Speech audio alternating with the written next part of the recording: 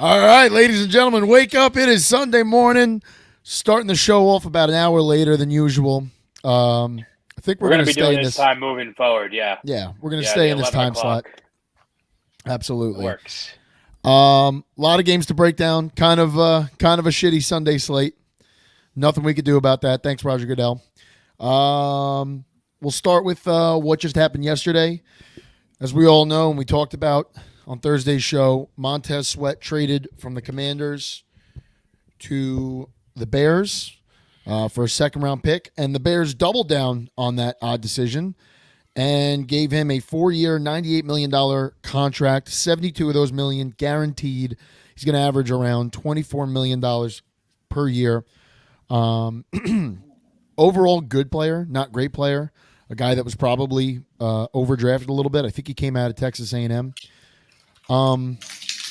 Solid pass rusher. Facino, tell me if I'm wrong here. I don't think this guy's worth $24 million a year. Yeah, I mean, you can't assume that the players that he's going to be playing with on the Bears are as good as the Redskins because they're not. So if everybody on your line, Commanders. Yes, and when if you're playing next to Jonathan Allen, Deron Payne, and Chase Young, you're getting one-on-ones every play. The one thing I will say though is he hasn't been on a good team that has had the lead. So I would say the sacks are definitely not something I'm looking at. I'm just surprised that you give him so much money when he hasn't proven anything. So it's just interesting to me. I guess they wanted to make sure that they got a player with that pick because with Claypool, they got him and they didn't extend him and he was horrible. And it's a good thing they didn't extend him. But I mean, to give up picks like that and then to just get nothing out of it, you can't do that every time. So they had to lock the guy up. But it is what it is. They traded for the wrong guy, but that's the Bears, and that's why they're the Bears. It's a step up from what they had. There's no doubt about that, right? Like he's better than anybody else in that room. But what does that say? And I know like everybody's got a different opinion on draft picks, but what does that say about your organization if you don't think you could get a guy that's going to give you what Montez Sweat will give you in the second? Like where they're picking in the second round, in all likelihood, is going to be probably in the top 10 of that second round. And like, as I said Thursday, those first 10 picks are basically guys that could have or should have went in the first round. And you're getting so this is a dumb question. Yeah. I got a dumb question. It doesn't snake? No, it does not snake. It doesn't snake. So the Bears ultimately walk out with 1-4, let's say, they're going to have 1-4 in the second round moving forward. No, they'll have whatever their pick is, either 1 or 4 in the second round. Oh shit, I didn't know that. I thought it snaked. Did not snake. No. So like, if you're the Bears, what does that say about you? Like you couldn't find a guy of Montez Sweat's caliber in the second, and like you have 2 top 10 picks. If you thought D-line was like that big of a need, you could address that in the first round with your one of your 2 first round picks. So like, I don't know. To me that was very stupid. Montez Sweat. Yeah. People were talking about Montez Sweat to Detroit, and I was like, my opinion of it was, yeah, sure. Like he's better than what we have. I mean, not that much better, but like if you're telling me I'm gonna give up like a fourth rounder for him, sure, I'll make that deal because yeah, it does make us better. He's definitely better than Benito Jones. He's better than Isaiah Buggs. But like, I'm not giving up that much. Second round pick is a guy you're paying less than $1 million for that should be a starter for you. Now instead you're paying 24 a year. Like, I don't know, just to me, very stupid. The one logic that I could see behind it is that when you have a lot of cap space, you have to spend it. Because if you don't spend 90% of your cap over 4 years, then you owe it back. Yes. Yeah, the players get paid whatever they just divide it by 53 or whatever. So if you're in need to spend money, I mean, Montez Sweat may not sign with the Bears if they don't give up a pick. So they got to change the culture. Kind of sometimes it costs picks. So the way I'm looking at his cap structure He's got a $25 million cap hit next year. So he's basically not going to be a cap, issue after next year. But next year they have $83 million in cap space. Well, and they don't have a quarterback. So they're not going to be signing a quarterback. Well, so, that's the thing, though, Facino, is yes, you have to That's spend what they're that going to money. draft. You have to spend that money. Yes, I agree with you. But you're talking about an organization that just spent $100 million last offseason on like off the ball linebackers. Like you could have spent that money. You could literally, you have the first and the fourth pick. You could have been the sweepstakes for Kirk Cousins in the offseason. That's what you could have put that money. But see, the thing is, the Jets thought they had that though, and then Cousins is never going to sign. Right. Well, yeah, he won't sign there until you offer him $50 million. Then maybe he'll sign. The Jets offered more money than the Vikings, and he went to the Vikings. And I think that, it's just hard. You have to have the team first. You have to have the team. The Jets would never have got Rodgers if they didn't have the team. And look how good the team is. So because they had a top 5 roster, they were able to get a top 5 quarterback. Very rarely can you just get one. You have to go through the draft. So I feel like the Bears give them 8. They had $100 million. They put 25 to Sweat. They had 100, whatever. Now they have $82 million. So if they are in position to get Caleb Williams and Marvin Harrison Jr., you have a pass rusher. There's an opportunity for them to kind of figure this out and say, all right, maybe we can get a guard and a tackle to come here and block for these guys. Maybe like people might want to come, but I don't know. I think they're building it. You got to remember how many picks they got last year because they had the one pick and they traded it. So they just had a plethora of picks. So at the end of the day, like you can only draft so many guys. The Jaguars drafted 13 guys this year and 6 or 7 of them don't even dress. So you only really want to draft 7 or 8 guys. So I guess they just you can also those picks and you can also sit here and say that like the change of scenery and the change of culture might do Montez Sweat some good here, but you got to think of it like this: he's coming from a culture that was a dumpster fire that got water on the dumpster fire, and it's starting to now be controlled. And we're seeing, I'm going to call it overhaul. I'm sorry to get into fire terms here, but we're seeing the overhaul here with the new the new front office and everything, getting rid of everything that Dan Snyder had. Montez Sweat being one of those guys. But now he's going from a dumpster fire that was under control to just a fucking dumpster fire. The Bears, the Bears are just they're running around like chickens with their head cut off, and they don't really know what's going on here. And they're in try, and especially now, if you look at, I think it was last week that they again just fired another one of their coaches or coordinators or something like that. So like it's just nothing's really doing in Chicago here, and they're kind of doomed, I think, for the foreseeable future until they blow it up, start again, and everyone's gonna be like, "Oh, it's brand new, we got this," and then it's inevitably gonna happen all over again because it's just rinse and repeat with the Bears. I feel like this happens every, let's call it 3 to 5 years. But if the season ended today, the Bears have the 2nd and the 3rd pick, and that might change when Kyler Williams comes back. The Cardinals, but let's say Kyler comes back and they win 3 games. The Bears are trying to lose. Like there's no doubt about it. So, and they should. They weren't. The Jaguars. I don't think so, Facino. I think that's wrong, man. If you're trying to lose, why are you trading for Montez Sweat? Why would you do that? Dude, why would you jeopardize your future? Why would you to build? If they're not, then they are a dumpster fire because you have to tank. The Jaguars tanked and they got Trevor Lawrence. If the Bears tank and get Caleb Williams, it probably changes their future forever, especially if you pack that with Marvin Harrison Jr. I mean, you give the guy the best receiver I've seen in college. You know what's going to happen with fucking Caleb Williams? If the Bears get Caleb Williams, it's going to be the same song and dance that it is at USC right now. I don't know. I didn't watch the game last night, but there's been talks in my handicap group chat where it was I've made it very vocal on this show. I'm out on Caleb Williams. I think he's a cuck. I think he's also honestly trying to fucking tank his own draft stock, which is his case is smart, but I don't think it's going to work out for him.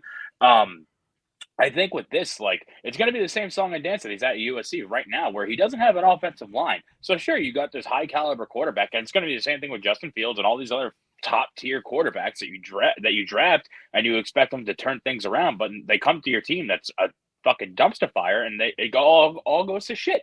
Like, but Jerry, look, USC scored 56, 66, 56, 42, 48, 43. 32, 52, 50. They score a lot of points. The problem is the defense let up 41, 41, 48, 34, 49, 52. You can't win like that. And my sister went to USC. I watch every USC game, and I cannot believe that with the NIL money that they're giving out these days, they couldn't build a defense.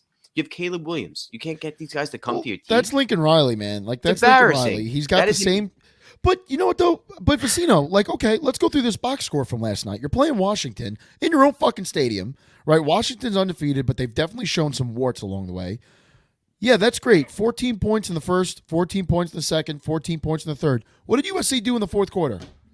Like, against your rival, against the team that's winning your conference, right? Like, yeah, you know what, USC? You came into the season as a team that everybody expected to be in the playoffs. Or Matt, look at the running back stat.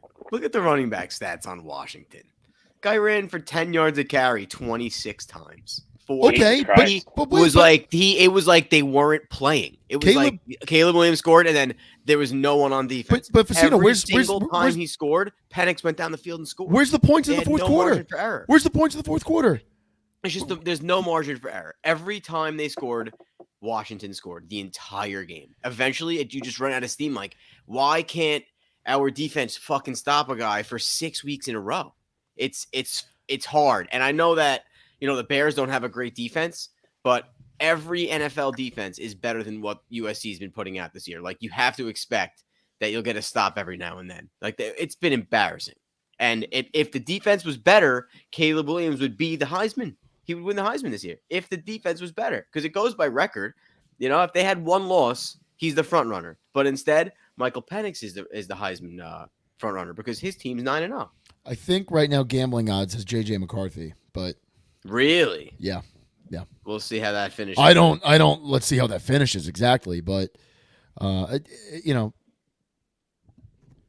yes, Caleb can't play defense, but like I don't know what for me. Like it's that fourth quarter doesn't look good. Like 2 weeks ago, how do you go into overtime against Arizona? How do you let that happen? And I get defense, but like I think Caleb also turned the ball over like 2 or 3 times in that game. Yep. He did. He fumbles. I don't know. He does. I'm not going to tell you that like Drake May's like I've watched like half of a UNC game this year, so I can't tell you Drake May is like better or anything like that. But I don't think that this class of quarterbacks is as strong as we thought it was back in August. You know what I mean? I think it's going to be interesting. I see Michael Penix do Sam Hartman fucking sucks. He's horrible. Yeah. Sam Hartman stinks. We'll see what happens. I mean, these guys have a lot more football to play. Not really. And you got to continue to get better. But it's like another. They got 5 more games. No. Oh yeah, I guess you're right. It's like because everything kind of comes to a screeching halt that first week of December when Army plays Navy, because that's the only game, and then after that, it's bowl season. That's true. Or whatever it is, second week of December. Maybe Caleb Williams won't play again. Honestly, it's a possibility. They're what? They're 7-3, 6-3, something like that. And they have Oregon next week. Like, I think they're gonna get their shit pumped by Oregon. I think like USC will throw up 25 points, 30 points, but I don't know. Oregon might find themselves in the playoff here. Not to turn this into a college football show, but Oregon's looking pretty fucking good. Yeah. Well, the other thing is Caleb Williams going on the field with defense that are just well rested. I mean, if your defense is letting up 50 points a game, that means that the other team's got to be on the field a lot, you know? Yeah. So your defense is getting rested. The guy's he's doing the best he can. And yeah, he's definitely weird. Like, he's going to get a lot of slander, but he's a good quarterback. I mean, you backtrack a few years ago, the 2020 season, how we were talking about Fields before. Like, it wasn't a playoff game, but it was a big bowl. It was like a New Year's bowl. I remember he was in the playoff. No, it was against Clemson when he's stuck in the pocket. He was delivering those fucking bombs. He was in the playoff. Okay. Justin Fields was in the playoff. Yep. All right. They beat Trevor Lawrence. He was like doing all this, like on like a broken rib, a fucked up shoulder. Like, I remember coming away from that game like, shit, dude, I think this guy's legit. I think he's going to be really good. And then just goes to the Bears and, the rest is fucking history. I don't know. That's going to be an interesting reclamation project next year because we have to assume Fields is not going to be there next year. Like, They're going to draft I a bet he quarterback. goes to a team and fucking balls out, dude. Because it's not. I don't think it's a him problem. I think it's a Bears problem. No, I think part of it's a him problem. I think definitely part of it's a him problem. Like, you can't look that bad and it's not on you. You know what I mean? Like how many years in Detroit were the Lions awful, but like you would watch Matt Stafford and you're like, yeah, this guy's good. Like, this guy could sling it, but the team fucking sucks. I just You know feel what like I the mean? flashes are there for Fields, though. I mean, maybe not so much this year, but you look at last year before the injury. Like, he looked fucking serviceable, taking, like you were saying, a dumpster fire team, making them look good. And then he got hurt, and the rest is history. That now we're here, but All right, let's get into some of the Sunday slate. Like we said before, awful slate. Not a lot of these games. no, are good. I disagree. We were talking about this off the air. I think this is one of the best Yeah? slates we've seen in a little while. Yeah. What do We're you starting like? the What do day you off- like today? So we're starting the day off hot with the game that's going on now, which we are again talking about it before. Blowout. What's this? Brett Rippon's starting. Stafford's not playing today, so hammer the fucking Packers. Oh, wow. Like we were saying this morning, like on paper, this Germany game was supposed to be tippy top, best of the best going against each other, and the Chiefs are running away with it. It's 21-0 with 10 minutes left in the third now. But we got Seahawks Ravens, which I think is going to be. It's not the greatest matchup on paper, but these are That's gonna be a two good game. very frisky teams Yes. who are both looking good that I think is going to put up a good game. We got Buccaneers Texans, which are two teams. Everyone knows how I feel about the Texans. I think the Texans look great this year. They're not going to make the playoffs, but I think they look very good. And I think this is going to be a big time bounce back game for Baker after a couple pretty off weeks for him. Rams Packers was going to be a good game. Now I think the Packers are going to run away with it after the news that we just said on air. Vikings Falcons is going to be two even caliber teams, I think, facing off. I don't think it's going to be a great game, but I think it's a good matchup. Patriots Commanders, same thing as Vikings Falcons. And then at the 4 o'clock, I think this is where things really start to heat up. We got the Cowboys Eagles, which is going to be an outstanding game, I think, but also who knows, may end up like the 9:30 game this morning. And then what's the other 4 o'clock game I like? Giants Raiders. I think again, same thing as Vikings Falcons. Two shitty teams that are going to be very evenly matched up playing against each other. We'll get into the picks later, but I like these games. You know, I don't think they're shitty matchups. The only matchup to me that looks appetizing in the 1 o'clock window is Seahawks Ravens. That should be a good game. Well, actually, no. Buccaneers Texans should be good. Interesting in Minnesota, they're going down to Atlanta to play the Falcons. They're starting Jaron Hall. They traded for Dobbs, but I guess Dobbs isn't ready. So Jaron Hall's going to get the start today. And Taylor Heineke's playing for Atlanta, so that's going to be kind of interesting. You're going to see a major change in Atlanta with that. Fucking Taylor Heineke rocks. I think he's a really good quarterback who hasn't really gotten a fair shake. We saw it. Honestly, if Washington would have stuck with him, they might have been making something here. Instead, they're going with the rookie with Sam Howell. I don't know why they changed that. Taylor Heineke's a great quarterback. Well, you may have just convinced Great's me. a big. Oh yeah, Atlanta. you think so? You may have just convinced me to take Atlanta. Listen, buy down half you point. and the listeners know how I feel about the Atlanta Falcons here, so I will not be touching this game, but I will be rooting for Taylor Heineke. There's people that say that if the Falcons sign Tom Brady today, they go to the Super Bowl and win. They have a good team. I mean, You talking about the Falcons? They have the team, man. They really I don't think Brady that can play offense anymore. with Brady would fucking put up 30. Brady cannot play anymore. I like the spread number here. It's at currently Can't doubt him, man. ESPN uses Caesar's odds. Caesar's currently has it at -3.5. I think -3.5 is going to win. So I think if you bet the Falcons money line here, I don't know if they'll necessarily cover, but I think the Falcons win this game. They're also playing a fucking broken and battered Vikings. The Vikings team. They're nobody. Justin Jefferson's hurt. They got Madison's not really doing fucking nothing. You know, like it's not. I think the Vikings are in trouble here. I wouldn't be surprised if we see the Vikings in the top 5 for picks. Yeah, that probably makes sense. 5 might be a little bit of a stretch, but I'd say top 8. Yeah, no, I mean I don't know how much of a stretch. Like I don't know that they have 4 wins already, so that might. I don't know. My head is like fucking. Unlike all college, over the place. though, the NFL's we still have a ways to go in the NFL season. Sure, this is, as they were calling it on part of my take here, Separation Sunday, which I do agree to an extent. This is like where good teams start to get good and bad teams start to fall behind and figure out like, all right, we're tanking, we're going to draft.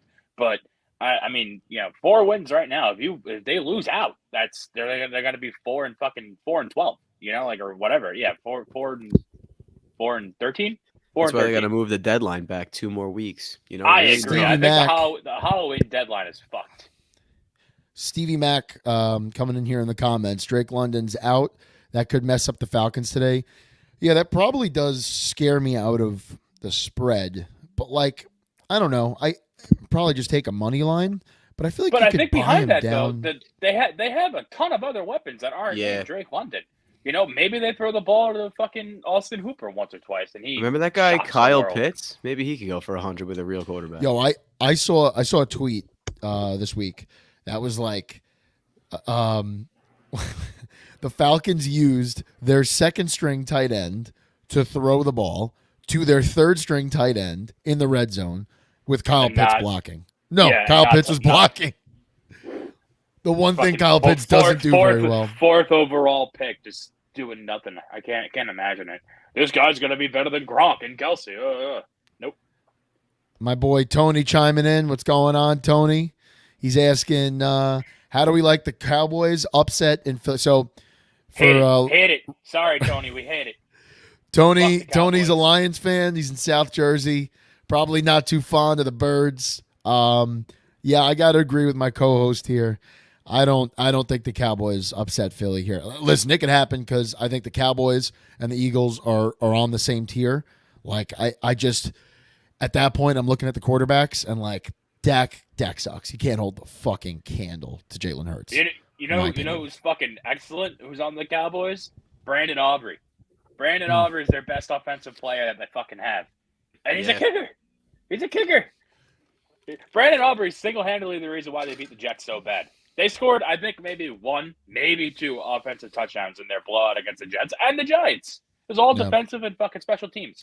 The Cowboys do not have an offense. They don't. And I think when you play a great team like the Eagles, you're going to get mollywopped. Let's get into the game that we all universally like here. Seahawks Ravens. They're playing in Baltimore. Ravens are favored by 6.5. Over-unders at 44.5. I think that's a lot of points. I So think that's a lot of before we points. talk the gambling, let's just talk the game here. 2 pretty evenly matched teams, I think, but I also thought the Lions are pretty evenly matched with the Ravens, and we all know how that went. Yeah. I don't think you see another blowout. I think the Seahawks are prepped for things like this. They do come up big for these big games. I think the Ravens win. I don't think I like. Put it this way: I think the Ravens win. As we transition into gambling here, I don't think I like that 6.5 spread. That's so many points. Don't like that, but I also don't like betting. Evenly matched matchup. I also don't like betting on the Seahawks with the spread either, because Lamar at any point could fucking flip the game on its head. So But how hurt are the Ravens still playing hurt? the Ravens are always fucking hurt. Yeah. Ravens- Big touchdown to Wilson. Cedric Wilson. I need fucking Tyler. I need Update. just Travis Dolphins? Kelce to start getting some touches. His girlfriend's not at the game, so he's just playing. He's playing sad. He misses. Oh, it. he's dragging his feet. Yeah, it's what happens when she doesn't go. It's unbelievable. I'm gonna start benching him when he doesn't. When she doesn't go. I think I might too, but he's just such an asset. It's unbelievable. You think there's an opportunity to hit the over there in Baltimore? I think so at 44.5. I think this could be a down and dirty game. We could be talking I think it might end up being like a 21-18 game. Oh, really? I think yeah, it was right. I think this could end up being. I mean, I don't know, but when you have Lamar on the other side of the ball, it's tough to say that they won't ball out because Lamar's Lamar. Yeah, I like to think he always puts on a show. But when the other side of the ball, I mean, Seahawks have weapons, but still, you're never going to hear me say a good thing about Geno Smith ever. And call it petty, call it what you will. I don't think he's that good of a quarterback. I just don't. So I don't think he's really going to have the opportunity. We've seen him ball out before, but I don't know. It's just, I just don't think, I can't see them putting up that many points. 44.5 is not that many. So the over could be feasible, but I still think, excuse me, I don't think it's really going to be that high scoring, high octane of a matchup. Facino, chime in here. What do you What do you think about Seahawks Ravens? These are your Ravens. These are your Yeah, I boys. mean, it's the regular season, so the Ravens got about a 75% chance of winning. That's how it goes down, man. You think there's going to be a high scoring matchup? I think it's going to be, yeah. But you know what? The Ravens are home. Yeah, it's tough. I mean, the Ravens it doesn't matter what happens. It's almost like not even worth, thinking about what happened. Just know that at the end of the game, even if the Ravens are losing, they have a guy that can get you 30 yards, and they have a guy that can kick the ball from midfield. Yeah. Like, they just have such a their team, the way that they're built is to just win close games. And not that they always win close games because they blow people out all the time. But when it's a close game, I feel like they just have such an advantage. If the Ravens had like a legit medical staff, because I guess they fucking don't, because everyone's always hurt. I feel like if they weren't so hurt, like they probably would have won a Super Bowl already in the past 3-4 years since they brought in Lamar. Think about how good Lamar is. He's so good. All anybody can talk about is the playoffs. What about his playoffs numbers? Well, you know what?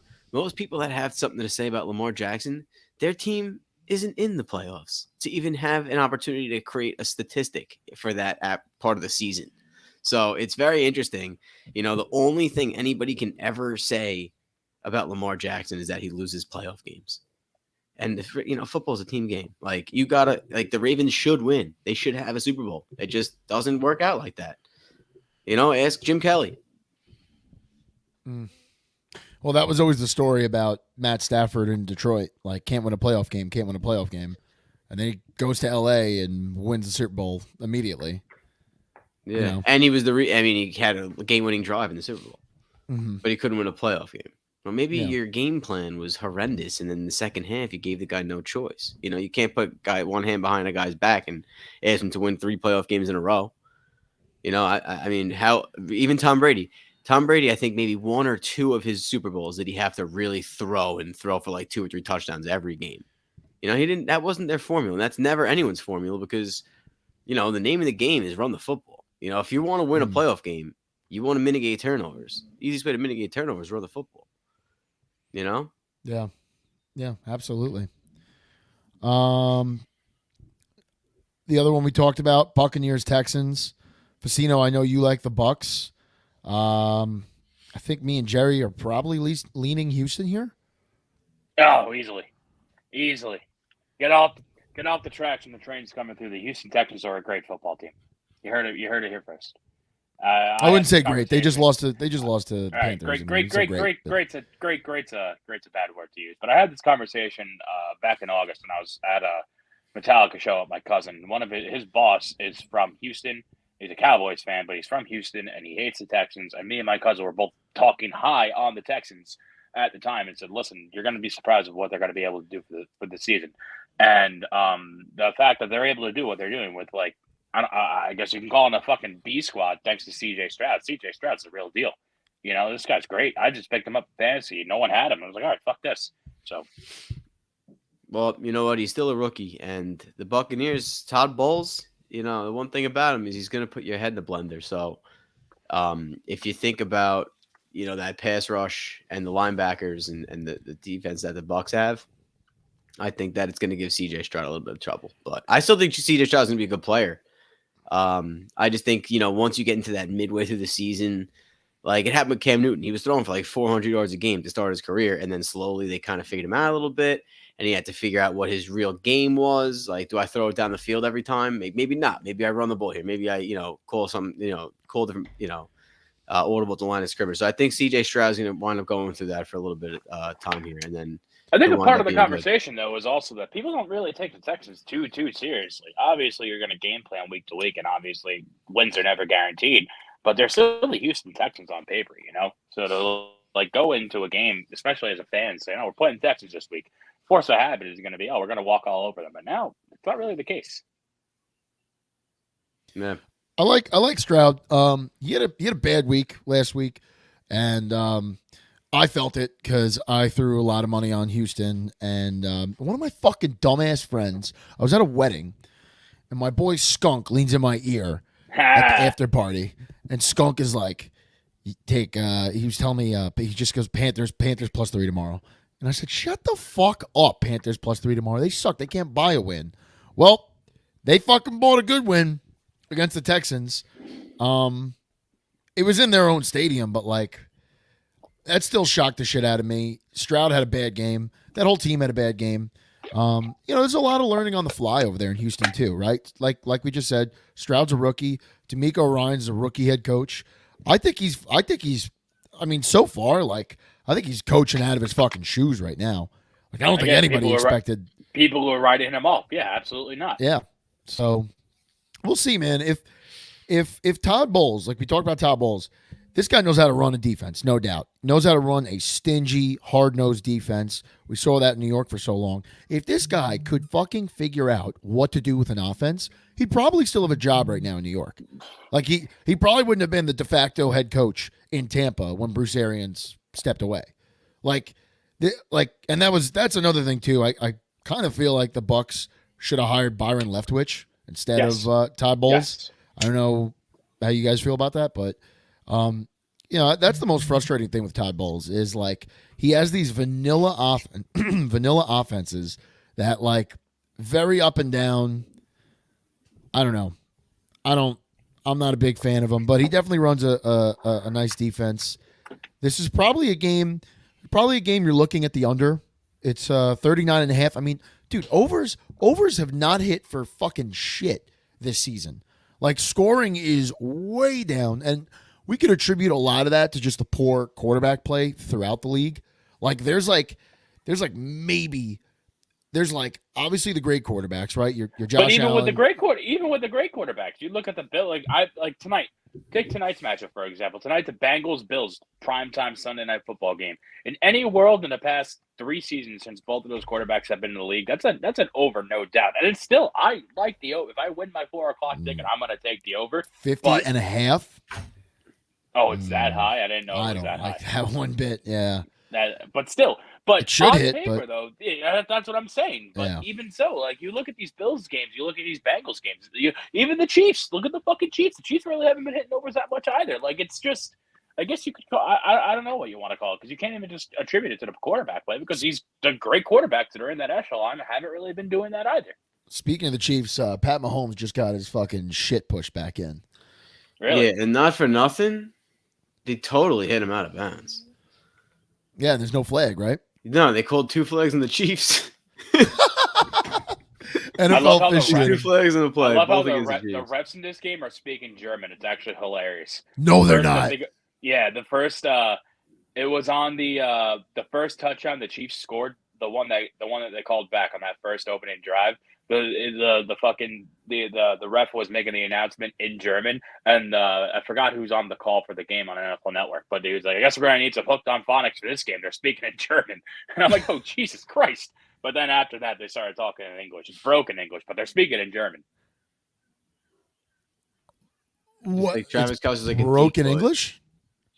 Yeah, I mean, like they're He lost the ball. The not Dolphins. the best English in the world. Oh wait, Travis so the Kelce ref is not making the call. Like the ref is not coming over the PA. Like it's someone No, else? he is, but I think he is. But the first call that they made was in German Dolphins are back in this game. They just got the ball. or with a heavy German accent. Just as we talked about how shitty of a game it was, they could maybe make it a 1-score game with an Did entire quarter to go. Kelsey fumbled? No, Mahomes fumbled. Oh, okay. Do That the sucks Bears? to see. The Bears go over to New Orleans today. That's a 9-point spread. Do the Bears come up for that game? Trade for Montez Sweat. Like, are they? Is there any difference in them today? I think their quarterback. I think what they're doing themselves no favors playing the quarterback they're playing. I can't bring myself to fucking bet on Derek Carr. Like that's I can't trust this. Like I think the Saints will win by like 15 today, but like I don't think it enough to put my like hard-earned money on it. Derek Carr is forever in my good graces because I had him in the fantasy the year he broke his leg, and I won the championship on his shoulders. So forever in debt to Derek Carr. I'll always be in his corner. But he hasn't been playing. Obviously, that Derek Carr's long gone. But I think the Saints are going to beat the shit out of the Bears. I was telling you guys off air. I saw a great teaser play this week that I think might be worthwhile if you're laying, because you bet big money. So if you're laying into this, I don't. here's Bet, a play. not big money. Well, whatever. More. I have a mortgage, more than Jerry. I don't bet big money. more than $5. I play very, very small. So for me, I'm going to be losing money because the odds on this, I think, net out to being like minus 134 or something like that. But if you tease the spread for the Saints down 6 to 2.5, and you give the Bears 2.5 points, and then you take the Browns and you tease that down because it's the same spread. They're both at 8. If you tease the Browns and you tease the Saints on a parlay, it's like minus 134. You bet 20. I think that's a win. I think that ticket sounds fantastic to me, but it's just not worth my time because for a $5 ticket, I'm only going to be bringing in $2. So I'm not going to waste my time. But if you got some money to spend and you're looking for a good ticket, there's your lock. That's like another team that's like just in purgatory, man. The Saints, like they're forever just this team that like since I shouldn't even say since they won the Super Bowl because they had a bunch of like double-digit win years after that. But like, I mean, how can you forget about the pass interference? Against the Rams the first time. No, absolutely. But like, the Saints are just this team that like they have a few weeks a year where they look really good, but it's just like a whole lot of mid. Why haven't they given Jameis a look yet? I don't know. Even when Carr was hurt, I don't think he was playing, right? No, he was. He was. Oh, was he? He was like, yeah, he was, and like, yeah, he just kind of didn't look very good, and I don't know. Just because what happens is you look at the stats, and Derek Carr is thrown for 300 yards in his last 3 games, and his stats look good, but he's just not very good. No, and that's the problem. No, he's old. Not really. He's on his way. He's on his way. He's on his way out. Derek Carr is fading into the abyss. I think it's safe to say. Yeah, that was his last contract. He's going 2 more years and he's done, which is fine. Good career, Yeah. No, yeah. I don't know if he ever made a Pro Bowl with the Raiders. I think he did make a Pro Bowl. I think he made 4 Pro Bowls. Really? But how much stock do you put in Pro Bowls anyway? It's like zero, especially now that it's a flag football game. 0. All pro is a little different. Like you're an all pro, like that's actually a lot more different. Like that's like I think the writers vote on the all pros, but I put more stock into the Man of the Year award than I do into the fucking Pro Bowl. Falcons Vikings, another nice one in the 1:00 window. I know we touched on it a little before. I'm probably gonna roll. I'm probably gonna roll with the Falcons, like I said. I'll figure out a parlay with them, either buying the points down or the money line. But let's transition a little here because we beat the 1:00s to death. 4:00, like you said, Colts Panthers, meh. Giants Raiders, toilet bowl. Yeah, it's a toilet bowl game. I wish Chris was here because we could talk this up. I'm excited for this game. I think we're finally going to get to see the Giants ball out. I don't want to say ball out, but I think the Giants going to beat the fucking wheels off the Raiders. New head coach. Fucking Jimmy G's hurt. I don't even know who they're starting. They're not starting Hoyer. They're starting the other guy. Can Max Crosby throw the ball? That's the one saving grace they have. I'm a little more interested in Cowboys Eagles. Cowboys Eagles is game probably of the week with a fucking exclamation point there. Yeah, right. That's going to be a great game. This one's in Philly.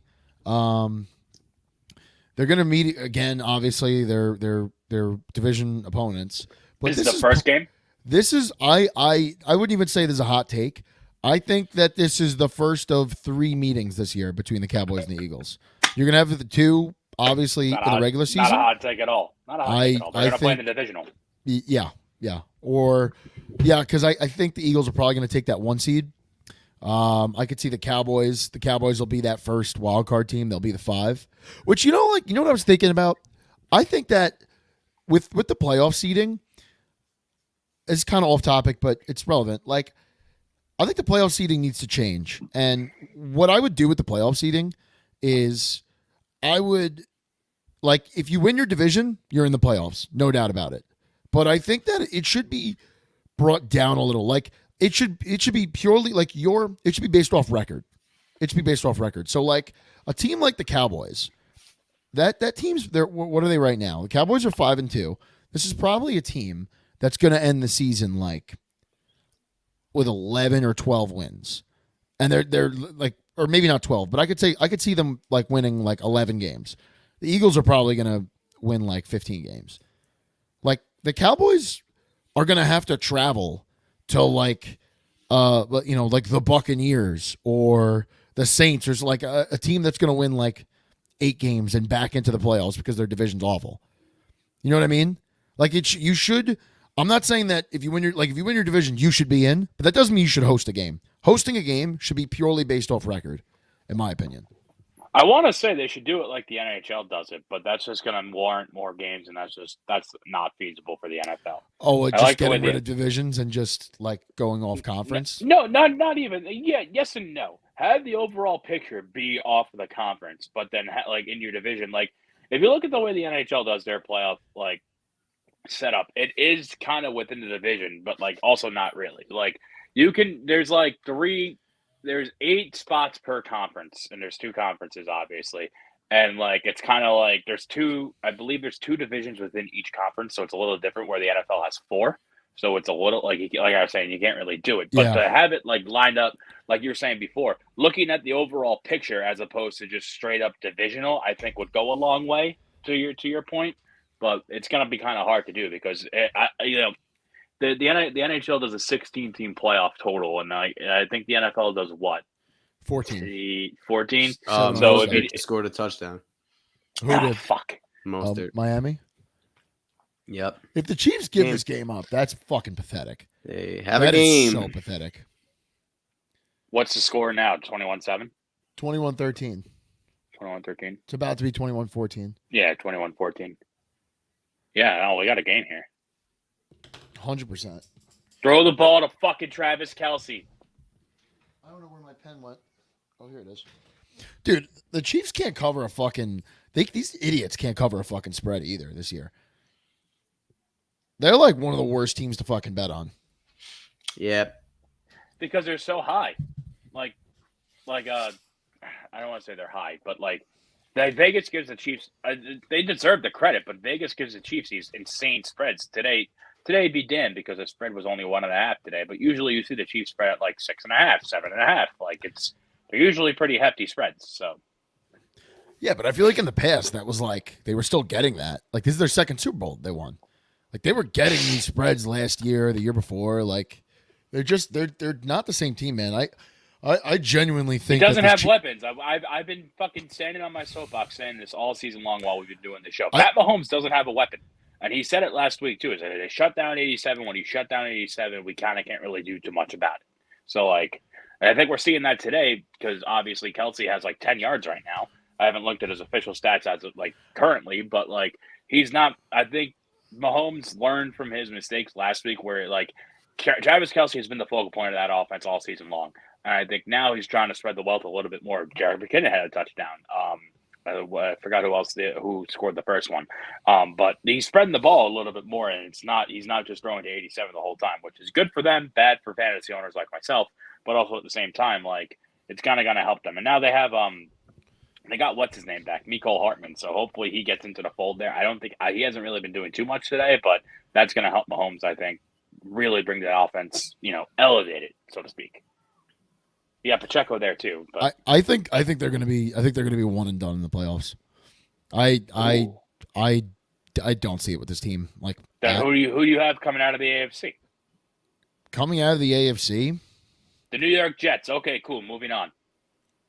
I mean, what's the AFC playoff picture right now? Oh no, not what. Standings, wild card. So right now, honestly, I don't know. Like, I don't know what to think of this Dolphins team. Like, first half of this game, I'm with Facino. I was like, yeah, these fucking bozos are frauds, and they're coming right back. I don't know, man. You don't have the room for that play in the playoffs. I could see in the AFC. I could see Jacksonville coming out of the AFC. I could see Baltimore coming out for the AFC. But once again, I don't think Baltimore's going to get it done because they're so banged up that like. I just don't think they're going to get it done in the playoffs because of that. Like they limp into the playoffs every fucking year. They'll win a game, and then they'll be out in the divisional. And not to Lamar's fault, not to John Harbaugh's fault necessarily, but like just health wise, that's kind of what happens to these Baltimore teams. From the wild card standpoint, it's Pittsburgh, Buffalo, and Cleveland with Jets on the outside, the Bengals on the outside, which I don't even think that stands. Jets, I don't know if the Jets are going to the playoffs, but anything could happen, especially if they get Rodgers back. That's going to be an interesting playoff team, but like the window's open right now. Low key, like the Bengals are a team that could go for a run in the AFC playoff picture. I think like make or break. Baltimore is going to win that division, but I think the Bengals will probably be playing in the AFC Championship, and Baltimore won't. If that makes any sense to you guys. think tonight's make or break. I think tonight we either see the Bills separate themselves and say, hey, we're still the Buffalo Bills that you know and love, or we see Joe Burrow say, I'm back, motherfucker. Be afraid. And it's going to go one or two ways. I don't know which way it's going to go. I'm leaning more toward the latter there. Yeah. And the game's in Cincinnati. Yeah. I like the Bengals in that game. I think 2.5 is a nice spread. I almost think that's. I'd want to say if you're the Bengals, you're kind of looking at that like a slap in the face, because that would mean that if this was at a neutral location, the Bills would be favored by like a point or a half a point, right? They're giving 2.5, right? The Bengals are giving 2.5. The Bengals are giving 2.5, right? Yeah, the Bills are the Bengals are going to win. If that spread stays at 2.5, the Bengals are going to win this football game. You and your 2.5s, man. You stand by it. You live and you die by it. Vegas and analytics go hand in hand. There's a reason why these lines. If you could read between I can't really be talking here because I haven't won a ticket all season long. That changes today. We'll get into that in a little bit. But you look at the spreads and you look at the trends and everything and how they go. Forget with the exception of the +3, because historically, the +3 is always winning. Not this year. I don't know why that's the case. But trends, man. These trends, these lines are set for a reason. If you can read between the lines and kind of figure it out, you can be a rich man. Let's get into our bets here. All right, Jerry, let's start with Before we get, can we talk about Monday night before we get into our bets? Or you want to talk about bets? Go ahead. No. Get into Monday night. Yeah. Get into Monday night. No, I just want to talk about Monday night. It sucks that we're playing on a Monday night this week, just because primetime football and my current work schedule don't really go hand in hand all that well. But I will be staying up to watch this game at least as much as I can. I'm excited. I think Jets are going to beat the shit out of the San Diego Chargers or whatever, the fucking LA Chargers, whoever they are now. But the line, we were talking about this again before we went on air. I think the Chargers are getting way too many points here, and I'm very disappointed in Vegas. Yeah, that's crazy for a team coming across the country like that. Yeah, I don't know why Vegas is so high on the Chargers here. I really don't. The Chargers have done nothing to earn these types of points. I believe the Jets and the Chargers have the same record right now. But I think the Jets have a better record than the Chargers. I think the Chargers are 3-4. I'll tell you right now. You're correct. Chargers Jets are 4-3, Chargers 3-4. Yep. Yeah. I really don't understand this game and why they're so high on the Chargers here. The Chargers have done nothing to earn 3.5 points over the Jets. Sure, the Jets haven't looked fantastic, and yes, last Sunday we squeaked away with a win that we should not have had, that we got out of the Giants' own incompetencies. But guess what? They never ask how, they just ask how many, and a win's a fucking win, so it doesn't fucking matter. We did it, we got it, we're 4-3. I think the Jets defense, if we get the right Jets defense to show up and really put on a show, I think we're going to put a hurting on Justin Herbert and the fucking Chargers offense here. I don't really know. I could imagine that Sauce is probably going to be on Keenan Allen, if I had to guess. So hopefully he gets shut down for the entire night, and then just pressure. And then if we could squeak away with one, I would say 2, maybe 3 touchdowns, I think we walk away with this game easy. But that being said, we all know what happened last time the Jets played a Monday night primetime, so who knows? We did win. we did win, but at what cost? Facino, you're going to this game? Yeah. All right. What do you think? I think the Jets are going to win. You know why? Because last year I went to Jacksonville for a playoff game, and the Chargers looked really good. But the Chargers didn't win. And the Chargers don't win games that they're supposed to win. They don't. When they play a good team, they fold. No. They're just like the Dolphins. They're gonna beat up on the Raiders. They're gonna beat up on the Panthers. Beat up on the Bears, and they play a decent, respectable football team. They lose, whether that be by a field goal, whether that be by 2 touchdowns. They don't beat good teams. Even last year the Jaguars, they beat them in overtime, but they also beat them 38-10 in Los Angeles. This team, they can let up points. If you get to Justin Herbert, they're really not a good team. All you have to do is get to Justin Herbert, and they're bad. Like it used to be, if you can get to Brady, you can make it a game. If you get to Justin Herbert, you blow the doors off the Chargers. So the Jets are going to get after the guy. Guess where the Jets' strong suit is, on the fucking defensive line. So. Exactly. Now, if the Chargers score a few touchdowns, I would be a little afraid, but I just don't think they're going to. So I think it's going to be a low-scoring game. The Jets win. I think the Jets are going to win that game. It's a standalone game. I'm probably going to bet on it. I'll probably just do Jets money line, because to take the 3.5 there, I think they'll win outright. No, fuck that. Yeah, take the plus money. The plus money. There's no use in selling that out for -110. Yeah. I wonder what do you know what the plus is? Nope, that's fantasy. I want to know what the odds are. It's probably like 130. It's probably 130 if you're talking about the Jets game here. That's pretty handsome. 160. So I would probably take that. Dolphins getting the ball back. Unbelievable.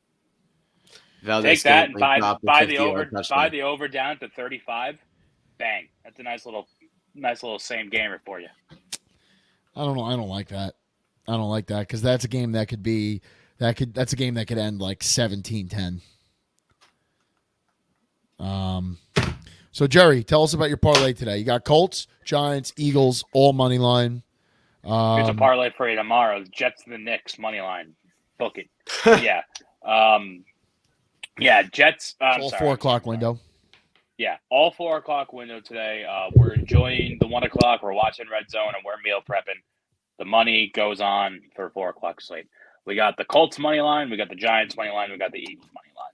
I think the Eagles, as we talked about before, pull the fucking doors off the Dallas Cowboys. I understand they're in the same tier as of right now, record-wise and conversation-wise and all that stuff. I do not think these teams are equal for any sense of the word. I think the Cowboys, and I stand on this, I've been saying this week after week after week after week, I think the Cowboys are fucking frauds. I think they're frauds. I don't think they have an offense. Their defense was good. They lost Micah Parsons, so there's that. And their best player is the kicker, as I screamed before at your boy Tony. I think the Colts have an easy matchup here. The Colts are looking good. My guy Gardner Minshew has been slinging the rock. They got Jonathan Taylor back, and they have Zach Moss also. They have a pretty solid 1-2 running back punch that could be, combined to the likes of Chunt here from, the last couple of seasons. I think the Colts are a lot better than people give them credit to. I think they're right below the Texans as far as that conversation goes, where they're better than people give them credit for and are kind of a dark horse team that aren't going to make the playoffs, but will have a better season than they expected going into the year. And then the Giants, I think that the Raiders are a goddamn dumpster fire. We were talking about dumpster fires before with the Bengals and the Commanders and all this stuff. I mean, the Bears and the Commanders. The Raiders should be in that category too. They just fired Josh McDaniels, so they have a brand new head coach coming onto the ball here. I believe they're also made a couple other changes in their front office as of this week. Devontae Adams is not happy. He's not getting the ball. They don't really know what's going on. They haven't even touched their strongest wide receiver in Hunter Renfrow all season. My man, God bless him. So I think the Giants are going to come out here and kind of just, they had the win in their hands last week, and it just slipped away from them. I think the Giants might come out here and start playing some angry football and really put some points on the board. I believe is it in MetLife or is it in Vegas? It's in Vegas. Is it? It's in Vegas, yeah. Not that that really matters, but still, just I think it's going to be. I think the Giants are going to come out and surprise a couple people here. I wish Chris is here for a little bit more insight on that, because as everyone knows, my Giants expertise hasn't really been what it has been in seasons past. I haven't really been paying attention to them because the Jets are so. I'm not going to say so good, but because the Jets are so, I guess entertaining might be the correct word, where they're actually worth my time in following and paying attention to them. So I like this ticket. I like all my tickets, but I like this ticket a lot. It's plus 500 to win. I think I have a chance, but I also think I have a chance every week. But let's hope this one's finally going to bring us out of our drought, and we're going to start fucking playing with house money. I feel good. I feel good about Giants and Eagles. Honestly, yeah, like kind of feel good about the Colts too. Like, Yeah, starting Gardner. I think we talked about it earlier in the show. I didn't get a chance to say it. I meant to say it out loud. Last week's Panthers win was not a Panthers win. It was a Texans loss. And you said it best. CJ Stroud had a bad game. The team was kind of, they were, made a lot of mistakes, learning on the fly, all that stuff. I don't think you can give. Obviously, the defense kept them in it the whole game for the most part. But yeah, the offense was just so lackluster. I feel good about that ticket. I mean, it's all favorites. I'm assuming. Well, no, because the Giants are the underdog. Giants are dogs. Yeah, Giants are bring the dogs. points up. I was feeling frisky, and I was toying around with the idea of having the Texans as the fourth pick on there, but there's no reason to get fancy and cross windows. Let's just keep it simple. All 4 o'clock slate. Two favorites and a dog. Fuck it. Giants are plus 1.5. Going back to my analytics and my trends and all that stuff. Plus 1.5 has been winning all season long. So, and also shout out to my in-laws. They are actually in Vegas right now, and they are going to that game today. Wow. Really? So, what do they pay for tickets? I didn't ask. I'm curious. I always hear. Oh my god! I always hear horror stories about how much tickets are for Allegiant Stadium, and I've always wanted to go to a game there. But yeah, I'd like to see that stadium too. I heard it's really nice, but I also heard it's similar to MetLife in that like when you walk in there, it like you don't know, lifeless. Yeah, like you don't know whose state. Like if you just took away a banner, you don't know whose stadium that is. You know what I mean? So it is cool though. It's legitimately right on the Vegas Strip. Like I was there last year, and it was during the playoffs where the Raiders didn't sniff it. So there was no really football around that area that time. But there's like walkways. I believe it's from the MGM Grand to the stadium. It's like at the beginning of the Strip. So like it's not in the shit, but like you could see it when you're driving to the Strip. You see it, you drive past it. It's right next to it. It's not. Like T-Mobile Arena is the same way too. That's also directly on the Strip. It's kind of really cool where it's just like in the mix of everything. But and like you said, I have heard it's beautiful. I don't think it's necessarily SoFi, but I heard it's a very nice stadium. I also do think, like you were saying before, with the whole you never know whose stadium it's going to be. I think that's because it's playing into the tourist hand, and like as we've been seeing, it's basically a home game for whoever's on the road. Yeah. Well, I think part of that too is just because the Raiders look like shit. Yeah, I think if the Raiders had a good squad, I think you would see because it's not a far drive from Oakland. I think it's like how long is that drive? It's pretty far. Because Oakland's we were talking not from Oakland. No, not from Oakland. If we were talking LA. Oh, LA. I think it's 4 hours. LA is 4 hours. Oakland's 8 hours to LA, and then 8 hours to Vegas from Oakland. Yeah, it's crazy. That makes sense. What a shitty move. I hope. Are they going to Las Vegas? The Athletics? It's not set in stone, but that's the direction. Yeah. So where are they going to play next year? They're building a stadium where the Tropicana Hotel used to be. Oh, really? Mm-hmm. Pacino, why don't you get into your picks? Yeah. So. Yeah, I mean the Ravens, like we said, like you take a money line. They're going to win the close game. And when you're gambling, you're playing the odds anyway. Lamar Jackson wins 75% of his games. And that's just an incredible stat.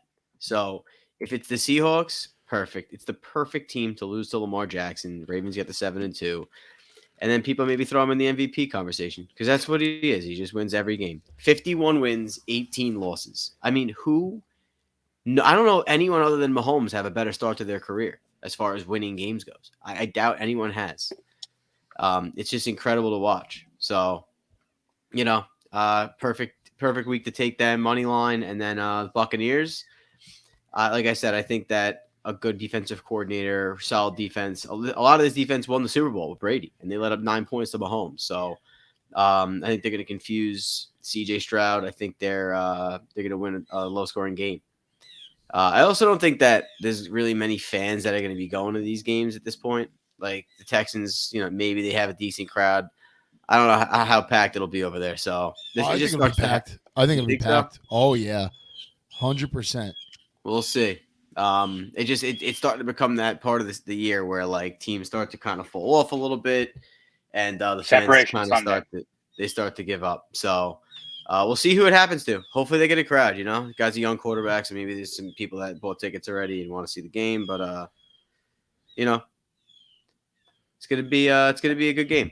But both these games are good games. I think that I want to be able to watch these games from start to finish. I don't want to blow out. That's why we watch football on Sundays. I hate turning off the game at halftime, so I get pissed off. Yeah. So hopefully we get good games, and I think both they'll win close ones. I'm gonna be taking the Tampa Bay and Texans under. I would want to lean Texans here, but I think last week just scared me too much.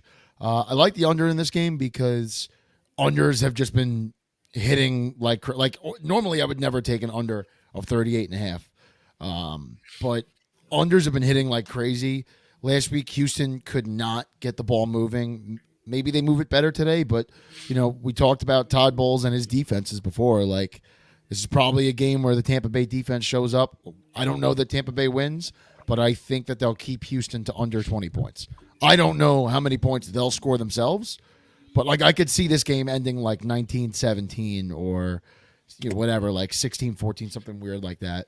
And I like Atlanta. I like Atlanta today. Drake London's out, but go back to this game. Yeah.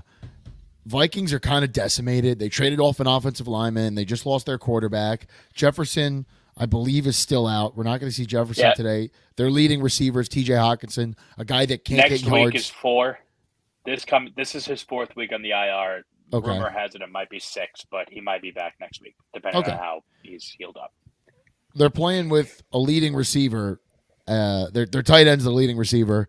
TJ Hawkinson's, I love TJ, but the man can't get yards after the catch to save his fucking life. He's a catch and drop guy.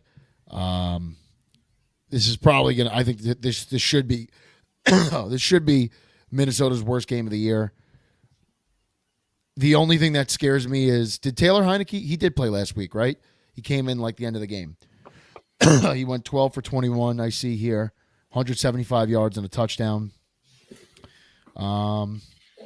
Yeah, honestly, fuck the money line. I might take him at 3.5. I think I like that a little better. Okay. I think I'll take him at 3.5 because what part of the? I mean, I guess some players on that defense, but what part of the Vikings is supposed to concern me? Like if you're telling me Josh Dobbs is playing quarterback, then I'd be a little scared to touch this game. Not that I think Josh Dobbs is great, but I think he's better than Jaron Hall, right? Like they're starting to nobody at quarterback. Like I said, their receiving core, there isn't a receiving core if Jefferson's not there. And I think Alexander Madison fucking sucks. Like they got rid of Dalvin Cook, and maybe it was the right thing to get rid of Dalvin Cook. I don't know. But like people talk about this Madison guy going into the season, like, oh no, like this guy's better than Cook, and he's gonna take over the rushing role, and they're gonna rush for a ton of yards this year. They look like shit, and like I just said, they just traded away a starting guard over to Jacksonville. So I don't know. I don't see a reason to like Minnesota today. And listen, I've been a fucking mush all season, so after I say this, Minnesota's probably going to come out and score like 30 fucking points today, I guess, but I don't think so. I like Atlanta. Atlanta's a team that can separate themselves a little today, and I think Atlanta is kind of standing watching a little right now. They shouldn't be, but they probably are, and they're probably looking over at Tampa like, hey, Tampa loses this game in Houston, and we win. Like, now that's a 2-game swing we have. In that division, you have to be standing watching all time because it's just such a fucking bottom of the barrel division. So it's always up for grabs. I think last year, who won it last year? The Bucks. Oh, the Bucks won last year? The Bucks? Under 500. Yeah, I was gonna say they won it like 7-9, right, or 7-10, or something like that. They won it they were under 500 last year. They were 8-9. I think they 8-9. Went to the playoffs. Maybe. All right, and then we've got the Sunday night game, Bills Bengals. Where are we leaning there? I like the Bengals. I just hope both teams have fun. So Jerry's taking the over.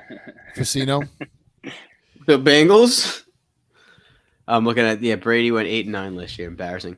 Say it again. Bills Bengals tonight. I'm taking the Bengals and Yeah. over. I think I take the over. Okay. All right. I don't know. I mean, I got shit for it in one of my group chats yesterday because I gave them shit. For a little peek inside, there was 1 week where I had something going, and everybody in my group chat. It was the week the fucking Lions got blown out. The group chat, unbeknownst to me, bet with Vegas that week, and they won because Vegas won that week. So they cleaned up, and I got mollywopped. And ever since then, I got pissed. And it was the week the Bills lost to the Patriots, and I wrote out of anger, and I shouldn't have done this because I have friends. 2 people in my group chat are diehard Bills fans, and I said very, very madly, and I shouldn't. I said, "Did Vegas tell you to pick the fucking Patriots too, you fucking explicits?" And they didn't like that very much. And I am a friend of the mafia. I'm basically I'm a friend of the mafia. Always have been, always will be. And I'm now on the outs with them, and I need to get back in their good graces. And I'm also a pretty big Joe Burrow fan, and so and they yesterday I got it back too. They said, "Hey, did you take your fucking cash advance on the Bengals yet, you fucking loser?" And I said, "No, not yet, but I think I might." But I'm not, out of respect for my friends and the Bills Mafia, I will not be picking a winner in this game. Although I do think the Bengals win this game handedly, but don't tell them. Yeah, and I thought the Bengals would have won last year too. If obviously all that stuff didn't happen to DeMar Hamlin. Yeah. Which was terrible, but I thought the Bengals were going to win that game the way it was going. But that was a game, too, that you thought the over was going to hit, and I think it was like 7-3 in the second quarter. So, who knows? All right. Do we have anything else for today? I don't think so. All right. Thursday, well, we'll talk all about that off stream. All right. Thanks, everyone, for tuning in, and we'll see you Thursday. See you Thursday night.